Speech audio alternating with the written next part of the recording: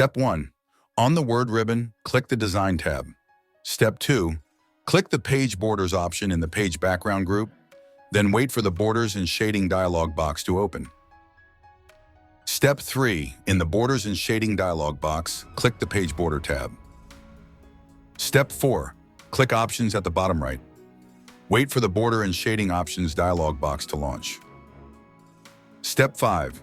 In the Margin section, click the toggles beside top, bottom, left, and right to determine your margin.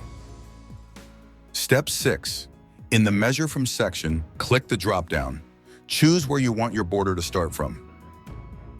Step 7. Preview your selections in the Preview section.